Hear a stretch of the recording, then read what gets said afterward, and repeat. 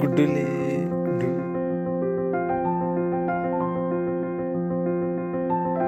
ಕಳ್ಳ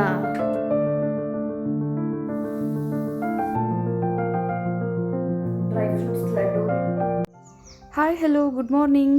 ನಮ್ಮ ಬೆಳಗಿನ ವ್ಯೂ ಹೀಗಿದೆ. ಎಲ್ಲರೂ ಹೇಗಿದ್ದೀರಾ? ನಾನು ಚೆನ್ನಾಗಿದ್ದೀನಿ, ನೀವು ಕೂಡ ಚೆನ್ನಾಗಿದ್ದೀರಾ ಅಂತ ಅನ್ಕೊತೀನಿ. And welcome back to my channel. Morning and evening varieties of ಬರ್ಡ್ಸ್ಗಳ ಒಂದು ಆ ಚಿಲಿ ಪಿಲಿ ಸೌಂಡನ್ನ ಕೇಳೋದೇ ಒಂಥರ ಮಜವಾಗಿರುತ್ತೆ. ಆ್ಯಸ್ ಯೂಶ್ವಲ್ ಬೆಳಗ್ಗೆ ಎದ್ದು ಏನು ನಿತ್ಯ ಕರ್ಮಗಳಿರುತ್ತೋ ಅದನ್ನೆಲ್ಲ ಕಂಪ್ಲೀಟ್ ಮಾಡಿಕೊಂಡು ನನ್ನ ಮಲ್ಟಿಗ್ರೇನ್ಸ್ ಮುದ್ದೆನ ಕೂಡ ಮಾಡಿಕೊಂಡು ತಿಂದುಬಿಟ್ಟು ವಾಕ್ ಮಾಡೋದಕ್ಕೆ ಅಂತ ಬಂದೆ. ಅದನ್ನು ಎಲ್ಲ ವೀಡಿಯೋದಲ್ಲೂ ಏನು ಆ್ಯಡ್ ಮಾಡ್ತಾನೆ ಇರೋದು ಬೇಡ ಅಂತ ಹೇಳಿಬಿಟ್ಟು ನಾನೇ ವೀಡಿಯೋನ ಮಾಡ್ಕೊಳ್ಳಿಲ್ಲ. ಮುದ್ದೆನ ತಿಂದಿದ್ದನ್ನು ಎಲ್ಲ ಗಜ್ಜೆ ಮಾಡಿಕೊಂಡು ಬಾ ವಾಕ್ ಮಾಡೋಣ. ವಾಕ್ ವಾಕ್ ಪಂಡುಲೇ ಪಂಡು ಇವಳು ಏನು ಹೇಳ್ಬೋದು? ಗುಡ್ಡುಲೇ ಗುಡ್ಡು. ಗುಡ್ಡುಲೇ ಗುಡ್ಡು. ಅಯ್ಯೋ ನಿನ್ನ ಮುಟ್ಟಿಸ್ಕೊಂಡ್ರೆ ಸಾಕು ಎಲ್ಲ ಅಂಟ್ಕೊಂಡ್ಬಿಡುತ್ತಲ್ಲ ಇವಳು. ಆದರೂ ಹೆಂಗೆ ಅನ್ಸುತ್ತೆ ಅಂದರೆ ಅಪ್ಪನಿಗೆ ಅಂತ ಪಚ್ಚಿ ಮಾಡಿಬಿಡೋಣ ಅನಿಸುತ್ತೆ ಅಲ್ಲ ಮಗಳು? ಪಚ್ಚಿ ಮಾಡಲ ನಿನ್ನ?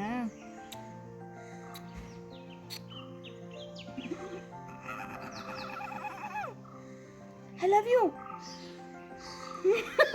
ಶಾಕಲ್ಲಿ ನೋಡ್ತಾ ಉಂಟು ಐ ಲವ್ ಯು ಹೇಳಿದ್ರೆ ಕೊಂಡಿಷ್ಟು ಅಗಲ ಬಿಟ್ಕೊಂಡು ಇದೇ ಆಗೋದು. ಇವಳನ್ನ ತಪ್ಕೊಂಡ್ರೆ ಆಗೋದೆಲ್ಲ ಇದೇನೆ. ಪೊಕ್ಕ ಪೊಕ್ಕ ಪೊಕ್ಕ ಎಲ್ಲಿ ನೋಡು ಪೊಕ್ಕ. ಅಯ್ಯೋ ಈ ಸ್ವೆಟರ್ ಹಾಕ್ಕೊಂಡೇ ಎತ್ಕೋಬಾರ್ದು ಇವಳನ್ನು. ನಾನು 3000 ಸ್ಟೆಪ್ಸ್ ಆರ್ 2.5 ಕಿಲೋಮೀಟರ್ಸ್ನ ಕ್ಯಾಲ್ಕುಲೇಟ್ ಮಾಡ್ಕೊತೀನಿ.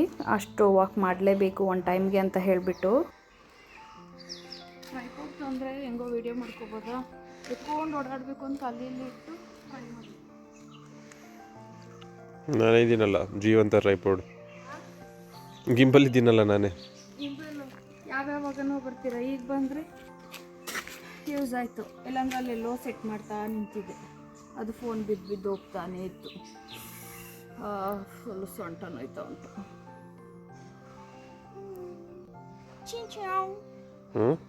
ಹಂಗೆ ತಾನೆ ಅನ್ನೋದು. ಯಾರು ಅನ್ನೋದಂಗೆ ಟಿಬಿಟ್ ಎಂತ ಮಾತಾಡಬೇಕಲ್ಲ ಏನಾದರೂ. ನಾನು ಏನಕ್ಕೆ ಲಾಗ್ ಮಾಡ್ತಿದ್ದೀನಿ ಅಂತಲೇ ನನಗೆ ಗೊತ್ತಿಲ್ಲ. ಒಟ್ನಲ್ಲಿ ಬೆಳಿಗ್ಗೆ ಎದ್ದಾಗಿಂದ ಸುಮ್ಮನೆ ಏನೇನೋ ಸಣ್ಣ ಸಣ್ಣ ವೀಡಿಯೋಸ್ ತೆಕ್ಕೋತಾನೇ ಇದ್ದೀನಿ. ಆ್ಯಂಡ್ 7 ಮಂತಿಂದ ಕಂಪ್ಲೀಟ್ಲಿ ನಾನು ಏನದು ಒಂದಿನೂ ಮಿಸ್ ಮಾಡಿದೆ.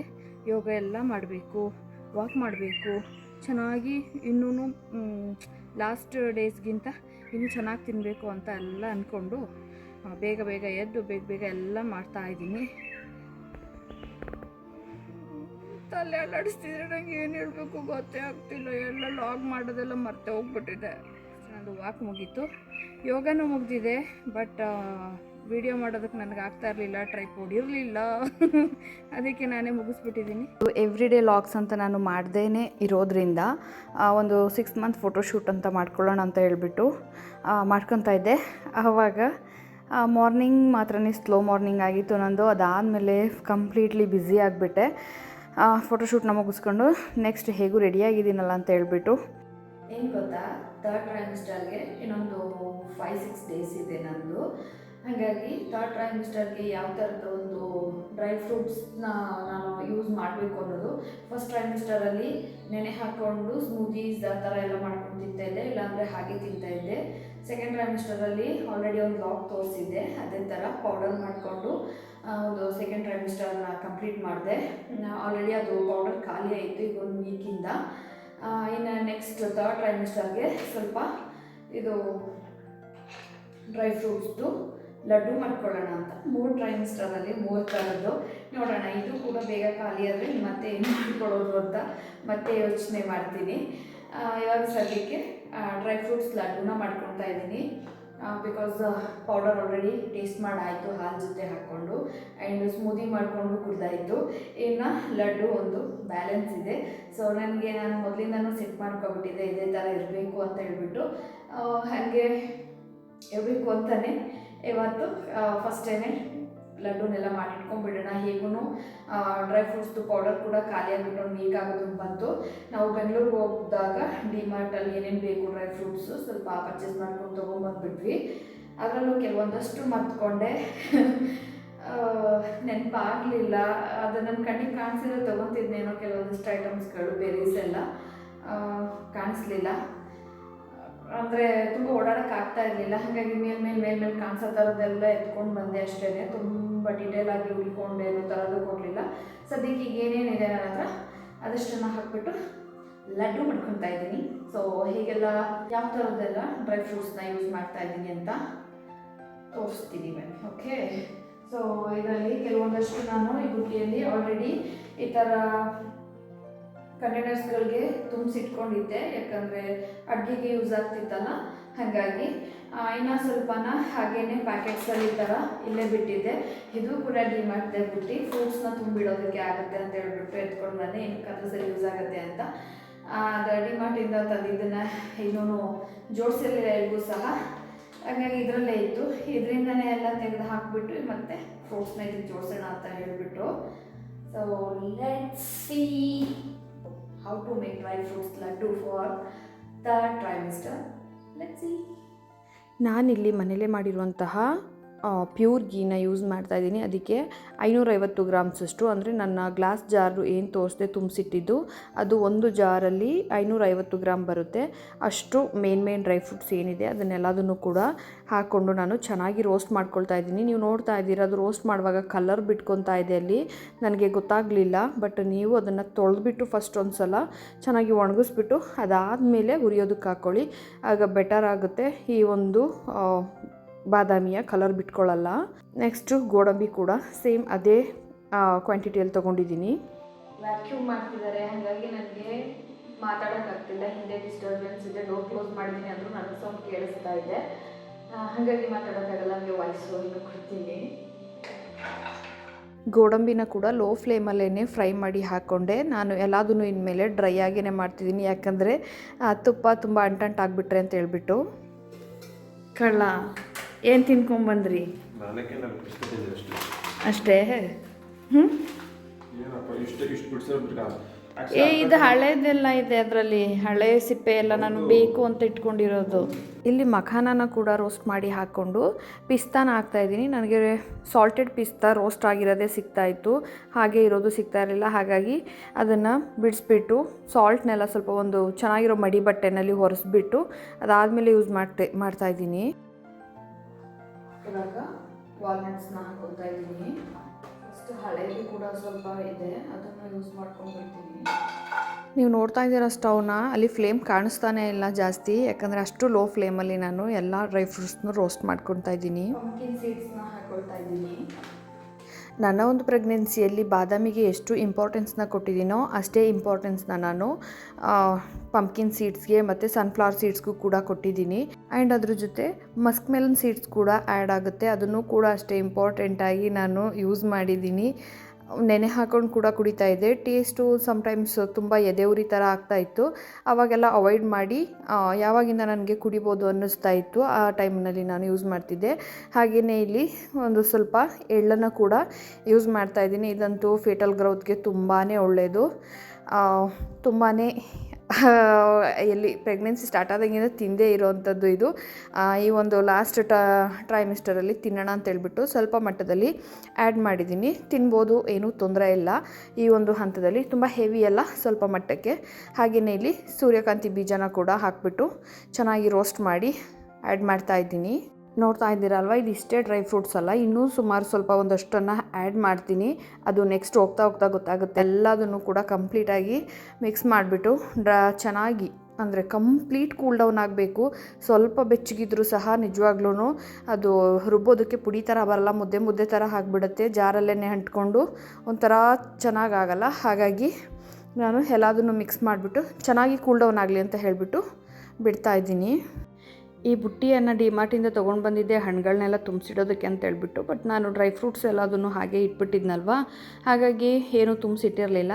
ಆ್ಯಂಡ್ ಬೆಂಗಳೂರಿಂದ ಬರ್ತಾ ಈ ಥರ ಬೆಲ್ಲದ ಹಣ್ಣು ಕೂಡ ಕಾಣಿಸ್ತು, ತೊಗೊಂಡು ಬಂದೆ. ಬಟ್ ಅದು ಲಿಟ್ರಲಿ ಚೆನ್ನಾಗಿರಲಿಲ್ಲ. ಒಳಗಡೆ ಒಂದೇನೋ ಚೆನ್ನಾಗಿತ್ತು ಅಷ್ಟೇ, ಇನ್ನು ಮಿಕ್ಕಿದ್ದೆಲ್ಲ ಹಾಳಾಗಿತ್ತು. ಅಂದರೆ ತುಂಬ ಹಳೆಯದನ್ನು ಕೊಟ್ಟಿದ್ರು ಅಂತ ಅನಿಸುತ್ತೆ. ಈ ಬುಟ್ಟಿಯಲ್ಲಿದ್ದಂಥ ಡ್ರೈ ಫ್ರೂಟ್ಸ್ ಎಲ್ಲ ಸ್ವಲ್ಪ ಖಾಲಿ ಆಯ್ತಲ್ಲ, ಹಾಗಾಗಿ ಏನು ಇಂಟೆನ್ಷನಿಂದ ತೊಗೊಂಡು ಬಂದಿದ್ನೋ ಈ ಬುಟ್ಟಿನ, ಅದನ್ನು ಒಂದು ಫುಲ್ಫಿಲ್ ಮಾಡೋಣ ಅಂತ ಹೇಳಿಬಿಟ್ಟು ಎಲ್ಲ ಥರದ ಒಂದು ಫ್ರೂಟ್ಸ್ಗಳು ತೊಗೊಂಡು ಬಂದಿದ್ವಲ್ಲ ಅದನ್ನೆಲ್ಲ ಹಾಕಿ ತುಂಬಿಸಿಡ್ತಾ ಇದ್ದೀನಿ. ಆ್ಯಂಡ್ ಚೆನ್ನಾಗಿದೆ, ನನಗೆ ತುಂಬಾ ಇಷ್ಟ ಆಯಿತು. ಆ್ಯಂಡ್ ಜಸ್ಟ್ ಒಂದು 150 ರುಪೀಸ್.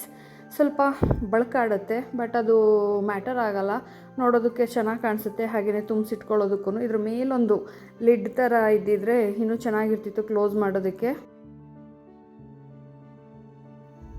ಆ್ಯಂಡ್ ಏನು ಔಟ್ಡೋರ್ ಕುಕ್ಕಿಂಗ್ ಈ ಥರ ಎಲ್ಲ ಏನಾದರೂ ಮಾಡಿದಾಗ ಇದಕ್ಕೆ ತುಂಬಿಸ್ಕೊಂಡು ಕೆಲವೊಂದಷ್ಟು ಐಟಮ್ಗಳನ್ನ ಆಚೆ ಇಟ್ಕೊಳ್ಳೋದಕ್ಕೆ ಆಗಿರ್ಬೋದು, ಅಥವಾ ಏನಾದರೂ ಒಂದು ಚಿಕ್ಕದಾಗಿ ಒಂದು ಔಟ್ಡೋರ್ ಡೇಟ್ಸ್ನ ಮಾಡ್ತೀವಲ್ಲ ಆ ಟೈಮ್ನಲ್ಲಿ ಕೂಡ ಯೂಸ್ ಆಗುತ್ತೆ. ಸೊ ಫೈನಲಿ ಇದನ್ನು ತುಂಬಿಸಿ ಇಟ್ಟೆ. ಇನ್ನು ನೆಕ್ಸ್ಟ್ ಡ್ರೈ ಫ್ರೂಟ್ಸ್ ಬಂದುಬಿಟ್ಟು ಫಿಗ್ ಆರ್ ಅಂಜೀರ. ಇದನ್ನಂತೂ ಕಟ್ ಮಾಡೋದು ಈ ಥರ ತುಂಬಾ ಹೆವಿ ಟಾಸ್ಕು. ಇಷ್ಟು ನಾನು ಬಿಡಿಸಿದ್ದು, ನಾನು ಕಟ್ ಮಾಡಿದ್ದು ಇಷ್ಟು. ಕಳ್ಳ ಈಗ ಬಂದುಬಿಟ್ಟು ಒಂದು ಬಿಡಿಸ್ಬಿಟ್ಟು ಎಲ್ಲ ಗೋರ್ಗುಡ್ಡೆ ಹಾಕ್ಕೊಳ್ಳೋದು. ಕೊಟ್ಟುಬಿಡ್ತೀನಿ, ಬಂದುಬಿಡಿ. ಎಸ್, ಇದಂತೂ ಕಟ್ ಮಾಡೋತ್ತಿಗಂತೂ ಕೈಯೆಲ್ಲ ತುಂಬಾ ಪೇಯ್ನ್ ಬಂದುಬಿಡ್ತು. ಆಮೇಲೆ ಮಂಜು ಬೇಗ ಬರ್ತಾರೆ ಅಂತ ವೆಯ್ಟ್ ಮಾಡ್ತಾಯಿದ್ದೆ. ಬಂದ ತಕ್ಷಣ ತೊಗೊಳ್ಳಿ ಕಟ್ ಮಾಡಿಕೊಡಿ ಅಂತ ಹೇಳ್ಬಿಟ್ಟು ಅವ್ರ ಕೈಲಿಗೆ ಕೊಟ್ಬಿಟ್ಟೆ. ಹಾಗೆಯೇ ನಾನು ಮೊದಲೇ ಹುರಿದಿಟ್ಟಿದ್ದಂತಹ ಐಟಮ್ಸ್ಗಳೆಲ್ಲ ಏನಿತ್ತು ಎಲ್ಲದನ್ನು ಕೂಡ ಕಂಪ್ಲೀಟ್ ಕೂಲಾಗಿತ್ತು.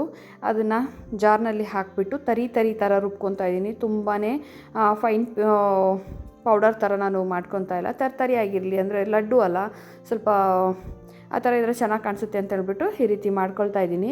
ಲಾಸ್ಟಲ್ಲಿ ಎಲ್ಲದನ್ನು ರುಬ್ಬಾದಮೇಲೆ ಈ ಥರ ಬೀಜಗಳೇನಿತ್ತು, ಪಂಪ್ಕಿನ್ ಸೀಡ್ಸ್ ಆ ಥರದ್ದೆಲ್ಲ ಸ್ವಲ್ಪ ಹಾಗೆಯೇ ಉಳ್ಕೊಳ್ಳಿ ಅಂದ್ಬಿಟ್ಟು ಕೆಳಗಡೆ ಬಿಟ್ಟೆ. ಈ ರೀತಿ ಮಿಕ್ಸ್ ಮಾಡಿದ್ರೆ ಚೆನ್ನಾಗಿ ಕಾಣಿಸುತ್ತೆ ಉಂಡೆ ಕಟ್ಟಿದಾಗ ಅಂತ ಹೇಳಿಬಿಟ್ಟು ಎಲ್ಲದನ್ನು ಕಂಪ್ಲೀಟ್ ಈ ರೀತಿ ಚೆನ್ನಾಗಿ ಮಿಕ್ಸ್ ಮಾಡಿಬಿಟ್ಟು ಇದಕ್ಕೆ ನಾನಿವಾಗ ಒಣ ದ್ರಾಕ್ಷಿನ ಕೂಡ ಆ್ಯಡ್ ಮಾಡ್ತಾಯಿದ್ದೀನಿ. ನನಗೆ ಡಾಕ್ಟರು ಫಸ್ಟೆಲ್ಲ ತಿನ್ನಬೇಡಿ ಅಂತ ಹೇಳ್ತಾಯಿದ್ರು. ಬಟ್ ಅವ್ರು ಎವ್ರಿ ಟೈಮ್ ತಿನ್ನಬೇಡಿ ಅಂತಿದ್ರಲ್ಲ ಅಂತ ಹೇಳ್ಬಿಟ್ಟು ಡ್ರೈ ಫ್ರೂಟ್ಸ್ಗಾದರೂ ಸ್ವಲ್ಪ ಹಾಕ್ಕೊಳ್ಳೋಣ ಅಂತ ಹೇಳ್ಬಿಟ್ಟು ಆ್ಯಡ್ ಮಾಡ್ಕೊಳ್ತಾ ಇದ್ದೀನಿ. ಇದನ್ನು ಕೂಡ ನೆಕ್ಸ್ಟ್ ಬಂದು ಇದಂತೂ ತುಂಬಾ ರಿಚ್ಚಾಗಿ ಕಾಣಿಸ್ತಾ ಇತ್ತು. ಇದನ್ನು ಆ್ಯಡ್ ಮಾಡಿದ್ಮೇಲಂತೂ ನನಗೆ ವಾವ್ ಎಷ್ಟು ಚೆನ್ನಾಗಿರುವಂಥದ್ದು ಐಟಮ್ನ ನಾನು ಮಾಡ್ತಾಯಿದ್ದೀನಿ ಅನ್ನೋಷ್ಟು. ಇದು ಡ್ರೈ ಕ್ರ್ಯಾನ್ಬೆರಿನ ತೊಗೊಂಡು ಬಂದೆ, ಅದನ್ನು ಕೂಡ ಮಿಕ್ಸ್ ಮಾಡ್ತಾಯಿದ್ದೀನಿ. ಅದು ಮಿಕ್ಸ್ ಮಾಡಿದ್ಮೇಲಂತೂ ಡ್ರೈ ಫ್ರೂಟ್ಸ್ದು ಒಂಥರ ಬ್ಯೂಟಿನೇ ಚೇಂಜ್ ಆಯಿತು ಅಂತ ಹೇಳ್ಬೋದು, ಅಷ್ಟು ಚೆನ್ನಾಗಿ ಕಾಣಿಸ್ತಾ ಇತ್ತು. ಇನ್ನೇದು ಗೋಜಿ ಬೇರಿ, ಇದು ನಾನು ಫಸ್ಟಿಂದನೂ ಯೂಸ್ ಮಾಡ್ತಾಯಿದ್ದೆ. ಬಟ್ ಪ್ರೆಗ್ನೆನ್ಸಿಯಲ್ಲಿ ಇಷ್ಟು ಉಳ್ಕೊಂಡಿದ್ದನ್ನು ಏನು ಮಾಡಬೇಕಂತ ಗೊತ್ತಿಲ್ಲದೆ ಹಾಗೆ ಬಿಟ್ಟಿದ್ದೆ. ಒಂದೊಂದು ಸಲ ಸ್ಮೂದಿಗೆ ಹಾಕ್ಕೊಳ್ತಾ ಇದ್ದೆ. ಇನ್ನು ಅಷ್ಟೇ ಎಲ್ಲ ಉಳಿದಿದ್ದು ಹಾಕ್ಬಿಡೋಣ ಅಂತ ಹೇಳ್ಬಿಟ್ಟು ಅದನ್ನು ಕೂಡ ಹಾಕ್ಕೊಂಡು ಕಟ್ ಮಾಡ್ಕೊಂಡಿದ್ದಂತಹ ಅಂಜೀರ ಏನಿತ್ತು ಅದನ್ನು ತುಪ್ಪದಲ್ಲಿ ಚೆನ್ನಾಗಿ ರೋಸ್ಟ್ ಮಾಡ್ಕೊಳ್ಳೋಣ ಅಂತ ಹೇಳ್ಬಿಟ್ಟು ಹಾಕ್ತೆ. ಅದ್ರ ಜೊತೆಗೆ ಗಸಗಸೆ ಕೂಡ ಸ್ವಲ್ಪ ಇತ್ತು. ಇನ್ನೂ ಜಾಸ್ತಿ ಆ್ಯಡ್ ಮಾಡಿದ್ರು ಏನೂ ತೊಂದರೆ ಇಲ್ಲ. ಗಸಗಸೆನ ನನ್ನ ಹತ್ರ ಇದ್ದಿದ್ದಷ್ಟು ಹಾಕಿದೆ. ಬಟ್ ತರಬೇಕು ಅಂತ ನೆನಪಾಗಿದ್ರೆ ತೊಗೊಂಡು ಬರ್ತಿದ್ದೆ, ಮರ್ತೋಗ್ಬಿಡ್ತು. ಹಾಗಾಗಿ ಮನೇಲಿ ಇದ್ದಷ್ಟನ್ನೇ ಆ್ಯಡ್ ಮಾಡಿಬಿಟ್ಟು ಅದನ್ನು ಕೂಡ ಇದ್ರ ಜೊತೆಗೆ ಹಾಕ್ಕೊತಾ ಇದ್ದೀನಿ. ಅದು ರೋಸ್ಟ್ ಮಾಡಿದಾಗ ಅಂಜೀರ ತುಂಬ ಸ್ಮೂತ್ ಆಗುತ್ತೆ.